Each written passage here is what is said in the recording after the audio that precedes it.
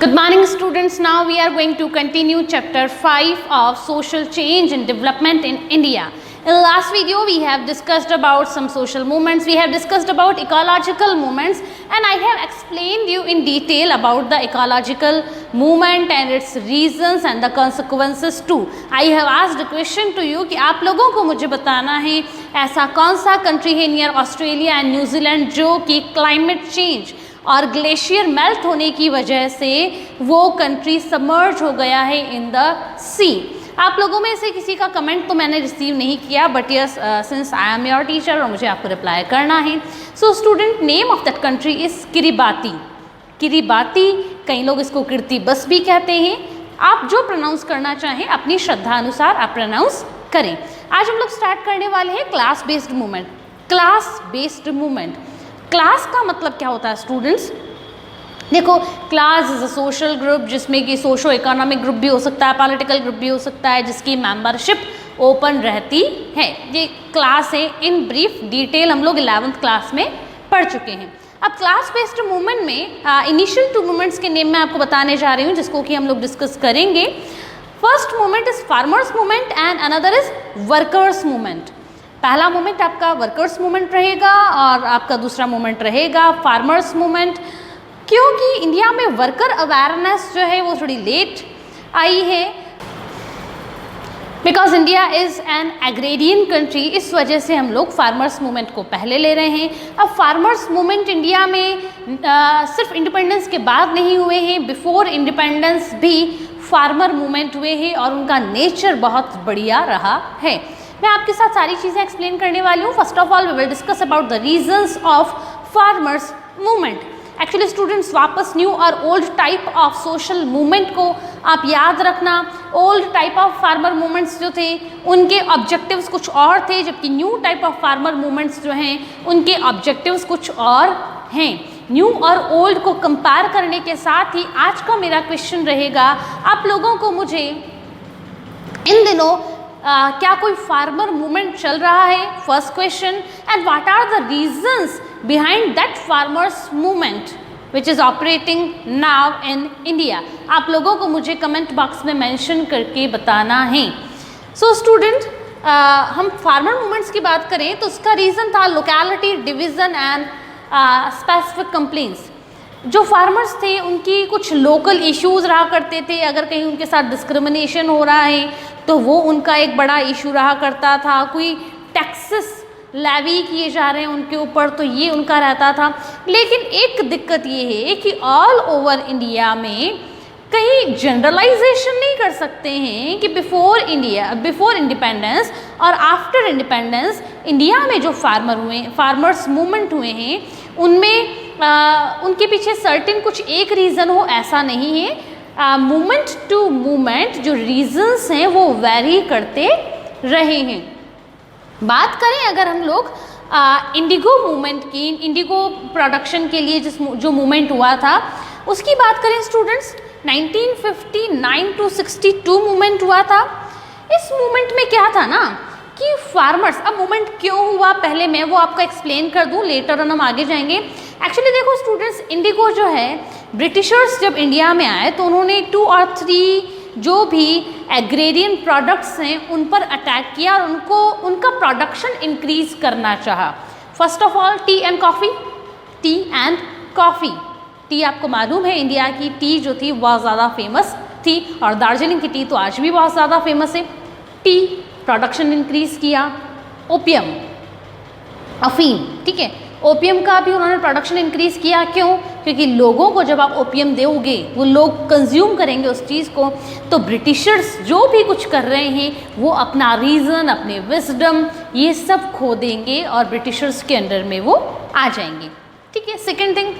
Third, अगर अपन देखें तो इंडिगो के ऊपर उन्होंने बहुत ज़्यादा फोकस किया था। इंडिगो, ठीक है। तो दैट टाइम अगर हम लोग बात करें 1959 to 1962 हम लोग इंडिगो मूवमेंट की बात कर रहे हैं। ये इंडिगो मूवमेंट कहाँ हुआ था? ये इंडिगो मूवमेंट हुआ था वेस्ट बंगाल और नदर्न बिहार में। वेस्ट बंगाल और नदर्न बिहार में ये मूवमेंट हुआ था। 1958 1959 टू 62 के बीच में हुआ था। इस मूवमेंट के अंडर क्या था स्टूडेंट्स, पहले रीज़न देखें। ब्रिटिशर्स जो थे वो फार्मर्स को, local farmers of the Bengal and northern Bihar, उनको बहुत ज़्यादा प्रेशराइज कर रहे थे to produce a certain percentage of indigo also.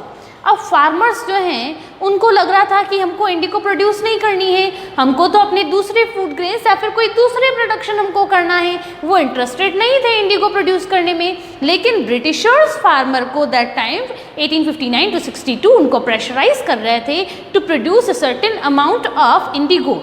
अब फार्मर्स परेशान हो गए और धीरे उनका जैसे ही एंगर इरप्ट हुआ तो ये movement against production of indigo start हुआ। ये मूवमेंट था against the British rulers and the British policies to.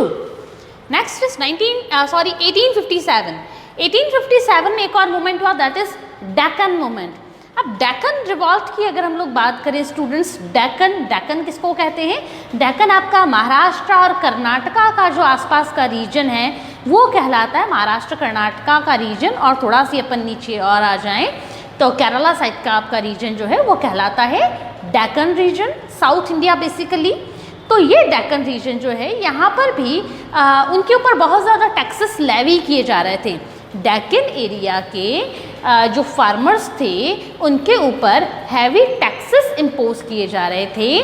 That is why उन फार्मर्स ने against British policies, British taxation system and British government उन्होंने revolt किया इन 1857।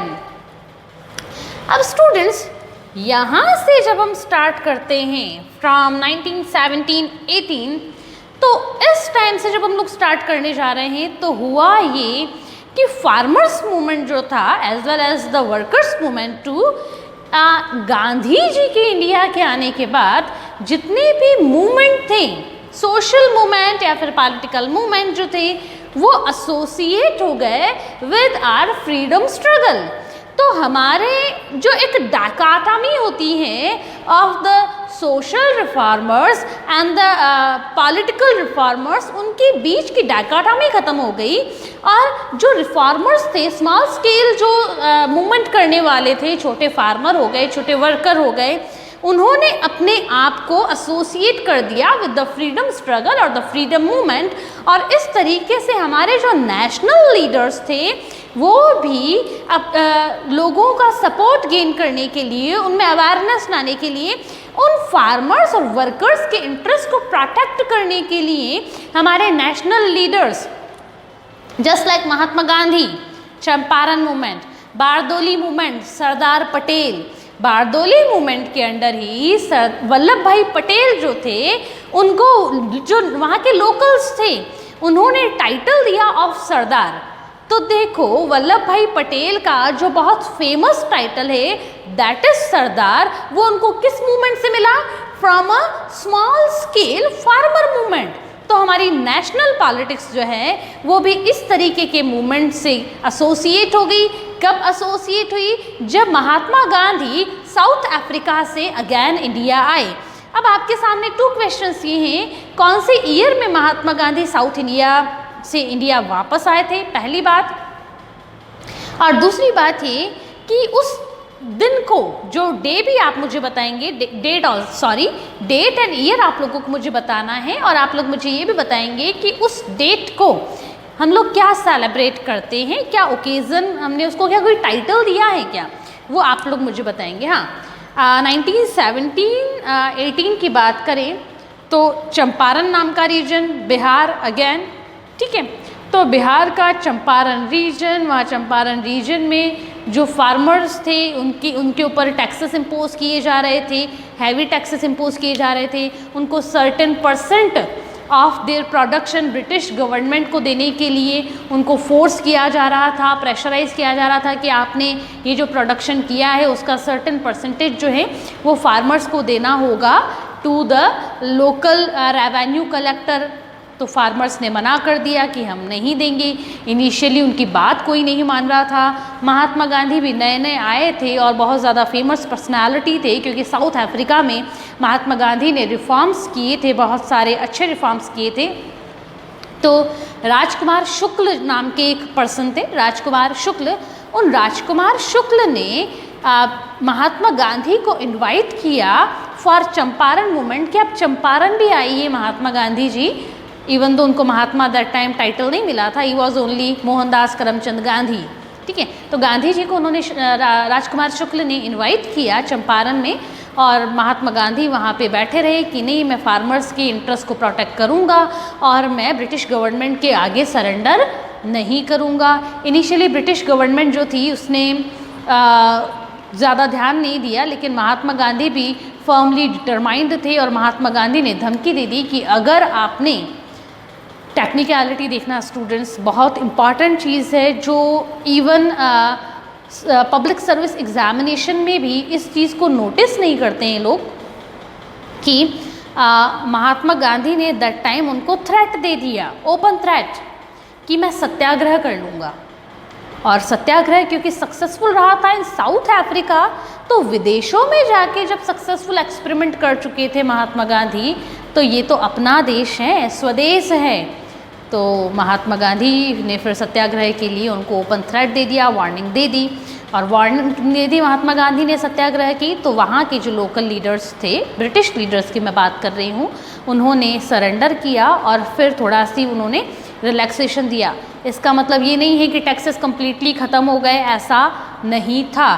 टैक्सेस थे but reasonable taxes थे, पहले टैक्सेस बहुत ज़्यादा थे, लेकिन हाँ आफ्टर द वार्निंग ऑफ सत्याग्रह उन्होंने टैक्सेस का जो रेट था वो थोड़ा सा रिड्यूस किया। अब देखो स्टूडेंट्स, क्वेश्चन कई बार ऐसा आता है एग्जामिनेशन में, बहुत बार क्वेश्चन आता है, महात्मा गांधी पर क्वेश्चन आ रहा है तो महात्मा गांधी के सत्याग्रह पर भी क्वेश्चन आएगा। क्वेश्चन आता है in which movement Mahatma Gandhi introduced satyagraha in India, ठीक है। या फिर ऐसे आएगा कि महात्मा गांधी ने कब सत्याग्रह किया इंडिया में आके, पहला सत्याग्रह कौन सा था उनका। ऑप्शन बहुत सारे आ जाते हैं और उसमें चंपारण भी एक ऑप्शन होता है। तो हमारी जो पब्लिक सर्विस कमीशन है वो भी चंपारण को राइट मानता है, जबकि चंपारण रॉन्ग है, क्योंकि चंपारण में महात्मा गांधी ने ओनली वार्निंग दी थी ऑफ सत्याग्रह की, वो सत्याग्रह किया नहीं था उन्होंने।